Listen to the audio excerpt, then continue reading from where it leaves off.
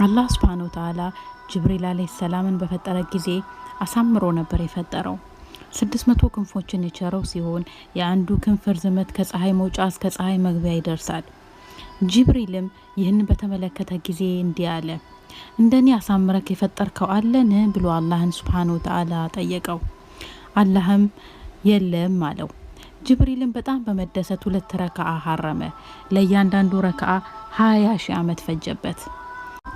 እንደጨረሰም አላህ Subhanahu Wa Ta'ala የሚገባኝን መገዛት ተገዝተኛል፣ እንዳንተ የሚገዛኝ የለም።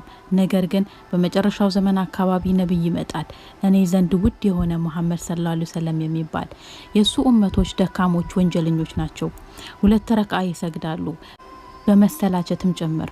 በአጭር ደቂቃ ከብዙ ሐሳብ ጭንቅ ጭምር ጋር ይሰግዳሉ። ነገር ግን በልቅናዬ በክብሬ ይሁንብኝ የነሱ ሰላት እኔ ዘንድ ተወዳጅ ነች።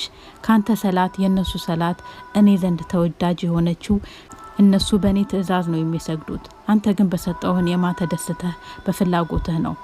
ጅብሪልም ለዚህ ኢባዳቸው ምን አዘጋጅተላቸዋል ሲለው ጀነቱል መእዋ አለው። ጅብሪልም ለማየት ፈቃድ ጠየቀ። አላህም Subhanahu Wa Ta'ala ፈቀደለት።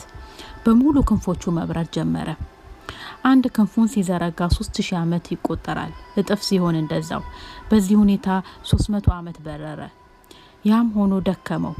አረፍ ብሎ ስጁድ አድርጎ አላህ ሆይ ግማሿን ደረስኩ ወይስ ሩቧን ወይስ ስዋን ብሎ ጠየቀ። አላህ Subhanahu Wa Ta'ala 3000 ዓመት ብትበር የሰጠሁከን ያክል ኃይል የሰጠሁከን ያክል ክንፍ እጥፍ በሰጥህ አሁን የበረርከውን ያክል ብትበር የሙሐመድ ሰለላሁ ዐለይሂ ወሰለም ኡመት የሰጠሁትን ስጦታ 1/10ኛውን አትደርስም። አላሁ አክበር። አላህ Subhanahu Wa Ta'ala ምን ያክል ስጦታ አዘጋጀልን ለ2 ረካዓ። ሱብሃንአላህ። ትክክለኛ ሰጋጆች አላህ ያድርገን።